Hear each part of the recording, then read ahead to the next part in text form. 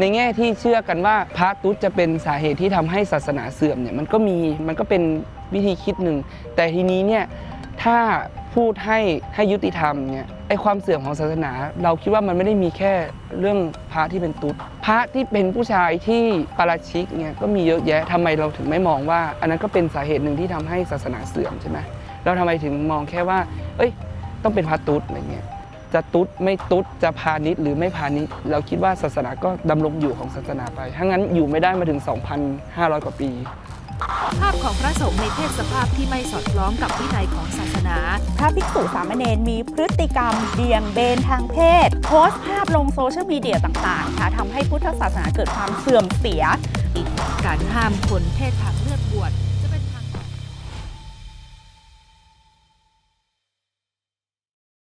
ถ้าคนที่เคยบวชเนี่ยเขาจะรู้ว่าในคำขานนาคเนี่ยมันจะมีเช่นมนุษย์โสสิเนี่ยถามว่าเป็นคนหรือเปล่าใช่ไหมปุริโสสิเป็นชายหรือเปล่าติดราชทัณฑ์เงี้ยเป็นคนที่แบบว่าไปฆ่าคนมามีคดีอาญาติดตัวเงี้ยเขาก็ห้ามบวชพ่อแม่ไม่อนุญาตก็ห้ามบวชหรือว่าเป็นโรคร้ายโรคติดเชื้ออย่างเงี้ยก็ห้ามบวชแขนขาดพิการอะไรเงี้ยพิการทางกายก็ห้ามบวชห้ามบันดาลบวช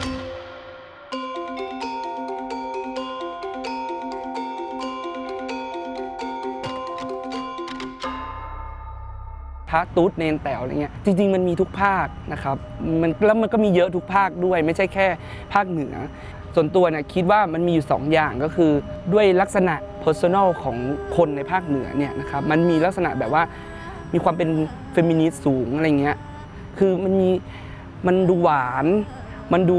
ผิวขาวมันดูจิ้มลิ้มอันที่2ก็คือในแง่ของพิธีกรรมพระในภาคเหนือเนี่ยจะมีการประกอบพิธีกรรมมากมายไม่ว่าจะสวดเบิกพระเนตรพระสวดนั่นสวดนี่เยอะแยะมากมายเป็นพิธีกรรมแบบทางศาสนาของภาคเหนือในล้านนาเนี่ยพิธีกรรมที่เกี่ยวข้องกับศาสนาเนี่ยจะมีเยอะมากกว่าภาคกลางวัดในภาคเหนือก็คือเป็นแหล่งเก็บรักษาความเป็นล้านนาได้ดีที่สุดดียิ่งกว่าคนธรรมดาหรือเขาเรียกว่าปราชญ์ชุมชนเนี่ยทุกอย่างเนี่ยอยู่ในวัดหมดเลยไล่ไปตั้งแต่เรื่องดนตรีพิธีกรรมเรื่องของงานฝีมือยกตัวอย่างจุลกฐินเนี่ยค่ะคือการกฐินที่มีการทอผ้าเนี่ยค่ะก็คือมันก็ต้องเกี่ยวข้องกับงานฝีมือด้วยดังนั้นพระทางภาคเหนือเนี่ยจึงมีหน้าที่หรือว่ามีโอกาสที่จะได้แสดงฝีมือมากกว่าพระทางภาคกลางหรือภาคอื่นๆแต่ปัจจุบันก็ยังมีเห็นนะคะทางอีสานก็มีเยอะแต่ภาคเหนือนี่คือเขาเรียกว่ามีหลายสายหลายศาสตร์หลายแขนงซึ่งพิธีกรรมเหล่านี้เนี่ยมันทำให้พระเนี่ยจะต้องเรียนรู้การจัดพิธีกรรมซึ่งในแง่ของการจัดพิธีกรรมเนี้ยในสังคมแบบชาวบ้านทั่วไปเนี่ยมันถือว่าเป็นงานของผู้หญิงผู้ชายเขาจะไม่ทำงานส่วนนี้มันเป็นงานของผู้หญิงและแต่ว่าในแง่ของศาสนาเนี่ยพระก็ต้องทำด้วยและพระพวกนี้ก็เรียนรู้แล้วก็มีการปรับคีเอทเช่นจัดดอกไม้ให้สวยงามจากที่แบบว่าจัดแบบชาวบ้านใช่ไหมก็มีการแบบคีเอททำให้มันดูสวยงามวิจิตรขึ้นอะไรอย่างเงี้ยมันก็ผมคิดว่าพิธีกรรมก็เป็นส่วนหนึ่งที่ทำให้พระเหล่านี้เนี่ยเรียนรู้ในความเป็นแบบแม่บ้านแม่เรือนหรือว่าอะไรที่มันเป็นแบบงานของผู้หญิงนะที่คนในสังคมเขาพูดกันอะไรเงี้ยเหตุผลหลักๆเนี่ยเท่าที่เจอที่เป็นพระตุ๊ดที่ปรากฏกันเนี่ยที่เจอกันเนี่ยก็คือเขาก็เข้าไปเรียนหนังสือบางคนเขาขาดโอกาสภายนอกไงครับแบบว่าครอบครัวโจรบ้านโจรไม่ค่อยมีเงินเขาก็เข้าไปเรียนหนังสือในโลกของการเป็นพระ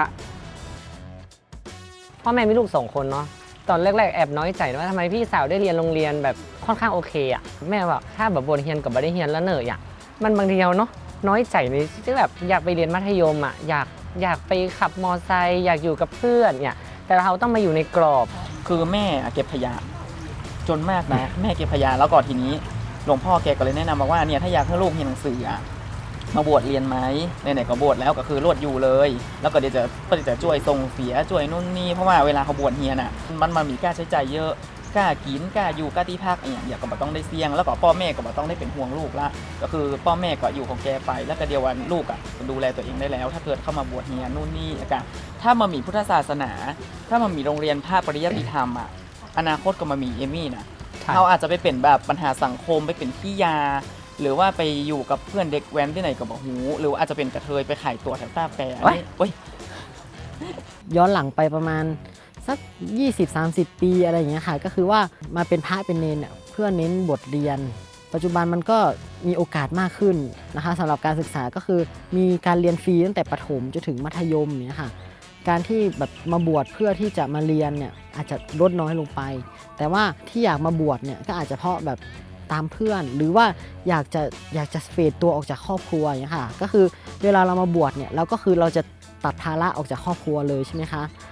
ถ้าเราเรียนมัธยมเนี่ยเราก็ยังต้องอยู่กับที่บ้านกับพ่อกับแม่อย่างเงี้ยแต่พอมาบวชพระเนี่ยก็เหมือนกับออกมาใช้ชีวิตตัวเองเหมือนอยู่ในหออย่างเงี้ยค่ะก็คือมันจะมีอิสระมากขึ้นที่เราจะได้แสดงตัวตนความเป็นกระเทยเนี่ยเขามีมาอยู่แล้วล่ะมีตั้งแต่ติดตัวมาละทีนี้เขาก็อาจจะรู้จักจากรุ่นพี่หรืออาจจะจากเพื่อนจากอะไรแล้วมารวมกลุ่มอยู่ด้วยกันเนี่ยค่ะมันก็จะได้มีแบบมีเพื่อนมีกิจกรรมมากขึ้นกว่าเดิม ตอนแรกแม่บอกว่าม.3 ค่อยศึกก็ได้ แต่คือเพื่อนเราอยู่ตรงนั้นเยอะแล้วเนาะเราก็จะออกมามันก็ไม่ดีกว่า ตอนนั้นอายุ10กว่ายังบอกฮู้เลยว่าเฮาเป็นกระเทยยังบอกฮู้เลยว่าเฮาชอบอะไรอย่างเนาะ ไม่ชอบคำว่ากระเทย เกลียดมากเลยไข่มาแบบอุ้ยเนนกระเทยนี่คือเกลียดมากนะแต่พอขึ้นม.4 เท่านั้นแหละโอ้โหแอบไปซื้อแป้งพับนี่เข้าโรงเรียน เข้าห้องปกครองน้องหนิงเข้าบ่อยมาก เมาเข้าด้วยกัน โดนเข้าห้องปกครองเพราะว่าความไม่เหมาะสมเฮาทำในสิ่งที่เฮาอยากจะทำแล้วมันเกินเลยไปเฮาก็บอกฮู้หรอกว่ามันเกินเลยอ่ะความเป็นวัยรุ่นสมัยก่อนอ่ะมันมาหมี่ลองที่เฮาจะไปชอบคนนั้นจังเลยชอบคนนี้จังเลยอ่ะมันมีความแบบมึงกูเลิศกูเชิดกูสวยคุณลองมองเด็กหัวโปกที่มาหมี่ผมแล้วคิดว่าตัวเองสวยอ่ะแล้วซื้อแป้งมาทาแล้วทุกคนทุกสายตาได้เห็นว่าก็จะมองว่าพระเนนกระเทย เราไม่ได้ใส่เยอะนะ แล้ว ใส่นิดดีย เฮากับมาแคร์ตัวตอนนั้นคือเฮามาแคร์ก็ทำไมกับฉันเป็นแบบนี้อะไรเงี้ยคือแบบความเป็นวัยรุ่นแข่งกันรีดผ้ามาแบบเหมือนที่เขาว่าชุดกิโมโนก็จะรีดผ้ามากันเรียบแป้งก็จะอยู่ในสังคมแก๊งเพื่อนมากกว่า เล่นกันสนุกมากกว่า จะมาหมีมาแบบว่า แต่ถ้าอยู่ การวิทย์ แต่ถ้าอยู่โลกภายนอกก็ต้องสำรวมเนาะ ใช่ ก็ไม่ได้อะไรอย่างมากมาย แต่ถ้าอยู่กับหมู่เพื่อนก็มันก็มีห้อง มี ส เล่น มัยนี้ก็มี บ้าง สมัยไหนก็มี ถ้าอยู่กับเพื่อน แต่ถ้าเกิดออกมาแบบเจอชาวบ้านเฮา ถ้าอยู่รอบนอกก็ สำรวม ก็ทำตัวเฉยๆแต่เขาก็ไม่ได้สลิดอย่างมากนะ ไม่ ก็ ได้ ต้องปกติอยู่แล้ว สมัยก่อนย้อนไป10 กว่าปีที่แล้วชาวบ้านชาวจองอ่ะเปิ้ลเวลามีงานศพงานเศร้าเพื่อนมาไว้ที่วัดเมื่อก่อนมันก็จะมามีคนจัดดอกจัดอย่างหรอก ใช่ ก็จะมีแค่สลุง1ใบเอาใส่ทรายแล้วเอาดอกเข้าปักเฮาก็หันว่ามันหมางามโดยส่วนตัวนะเฮาก็ไปอาสาบอกว่าเนี่ยเดี๋ยวช่วยทำบ่อนู่นนั่นนี่ตอนนั้นเหมือนว่าทำอย่างบ่เปลี่ยนหรอกเพราะว่าเป็นเด็กธรรมดาทั่วไปนั่นแหละแล้วก็ ไม่ถ้าเขาเข้าไปแล้วทำดีอะถ้าทำจัดดอกจัดอย่างแบบเป็นอะมันจะดูแบบโอเคเนาะในสายตาเพื่อนเอ้ย มันเหมือนแบบเราเปิด Google ทำอ่ะตอนนั้นน่ะเปิด Google มันต้อง กัน ทำ แล้วก็มีรุ่นพี่ช่วยสอนเป็นลูกมือ ใช่ เปิ้ล เรื่องของการพัฒนาตัวเองเนี่ยเขาก็ต้องฝึกตั้งแต่ตอนเป็นเนรแล้วล่ะการมาอยู่ในวัดเนี่ยมันก็เหมือนกับเป็นการเป็นโรงเรียนที่ฝึกความสามารถอยู่แล้วแต่ความถนัดของตัวเองเนาะอย่างบางเนรบางคนเนี่ยเนรบางรูปเนี่ยก็คือเก่งในด้านของการใช้เสียงก็ไป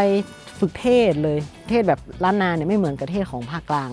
ก็คือจะเทศแบบเสียงสนอเนี่ยค่ะเหมือนใช้ทำนองสนอ มาสวมหอบอุ้มแม่มาทีเมียแปงแห่งใจ ในบางคนที่เด่นในเรื่องของงานฝีมือก็จะหาจับกลุ่มกัน ก็จะเรียนจากรุ่นพี่ หรือมันก็ได้ฝึกอยู่แล้วค่ะเพราะอย่างที่บอกว่าพิธีกรรมของล้านนาเนี่ยมันมีอะไรที่ต้องได้ทำอยู่แล้ว มีงานมีอะไรก็ต้องได้ทำมันก็เหมือนกับฝึกตัวเองไปนะคะ กระเทยบ่ได้ทำเป็นทุกคนนะคะ ใช่ใช่ใช่ กระเทย เจ้ากระเทยมาได้เป็นทุกคนนะจริง บ่ได้มัดผ้าเป็นทุกคน ๆใช่ บ่ได้ชอบงานศิลปะทุกคนมันอยู่ที่ความชอบ ก็จะมีพระรุ่นพี่ที่เปิ้ลทำรับงานโมนี้อยู่แล้ว งานใบสีงานใบตองดอกไม้สดงานศิลปะพวกนี้อ่ะ ใช่ โอ้โหแกทำเก่งมากแล้วเฮาก็ไปช่วยเปิ้ลเฮาเวลาเปิ้ลรับงานมา10,000 งานใหญ่เลยเขาก็ไปช่วยเปิ้ลทำมันก็จะบอกว่ามันก็จะเริ่มเมื่อเราแบบทำเล็กๆเด็ดดอกกากีบกาอย่างเงี้ยค่ะเย็บขอบกา ทำอย่างเล็กๆน้อยๆไป เล็กๆ ก่ ก่ อ อน นแล้วก็เหมือนเข้าเปิ้ลก็จะช่วยเขาเพื่อเขาช่วยทำเยอะขึ้นไปเป็นลูกมือเปิ้ลแล้วก็เปิ้ลก็จะเหมือนถ่ายทอดให้เขาทีละน้อยจนเขาทำเป็นพอเขาไปช่วยเปิ้ลทำแล้วก็มีปัจจัยใส่ซองมาให้เขาก็รู้ สึกว่ามันก็ดีนะ มันก็เป็นรายได้ แล้วก็ ที่พอมีงาน แล้วก็ทำสวยขึ้นเนาะ แล้วเขา ทำสวย ก็ฝึกฝีมือตัวเองไปเรื่อยเขาก็ทำสวยขึ้น มันเหมือนกับวิชาชีพของเขาที่เขาจะได้จากในทางศาสนามากกว่า หลังจากที่เรียนรู้แล้วมีอายุระดับหนึ่งแล้วเรียนจบแล้วเขาก็สึกออกมา แล้วก็ไปเรียนในโรงเรียนหรือในมหาลัยที่รองรับวิชาชีพเหล่านี้ พระอยู่ในหมู่บ้านอย่างเงี้ยสมมติ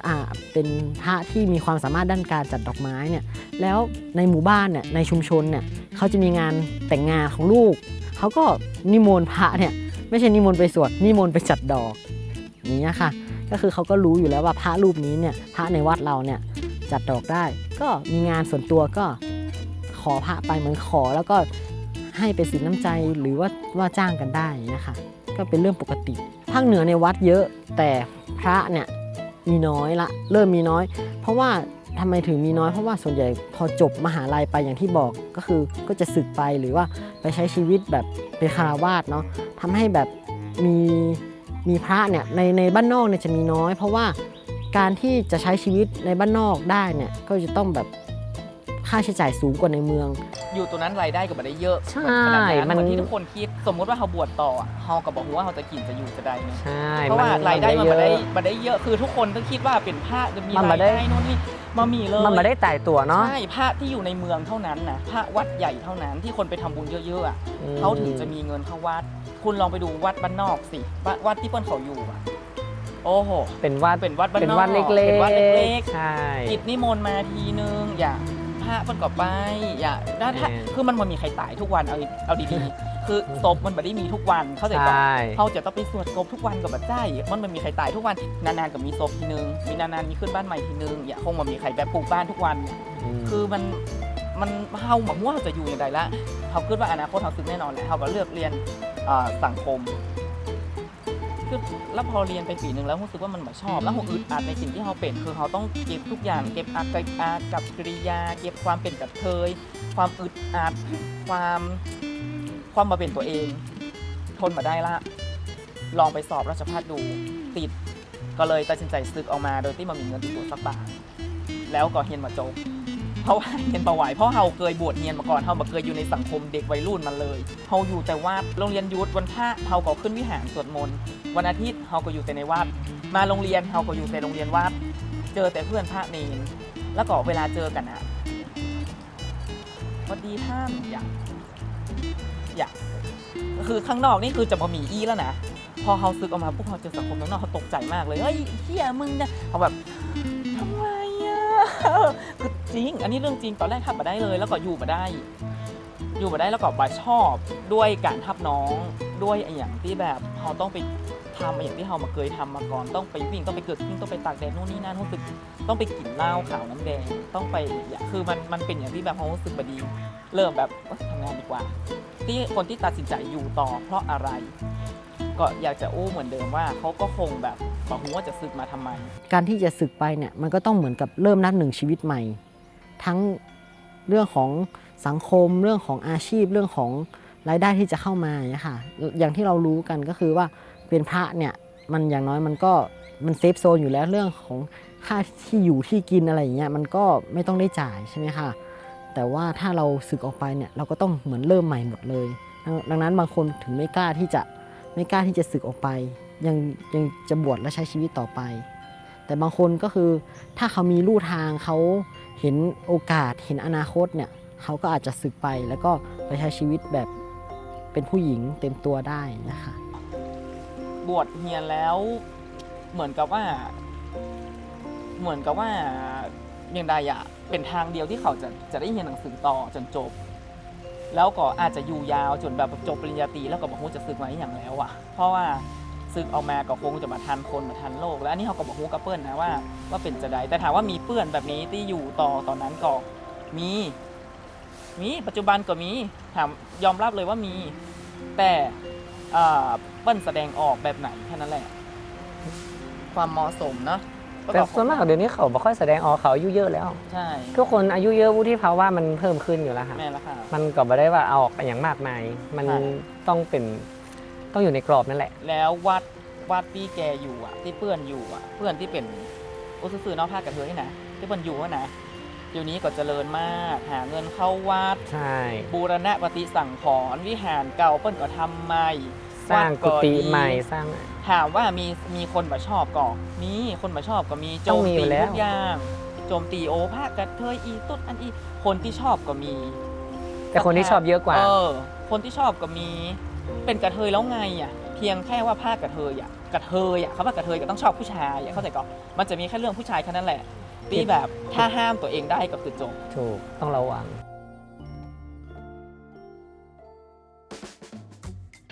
ภายนอกดูเหมือนว่าคณะสงฆ์เนี่ย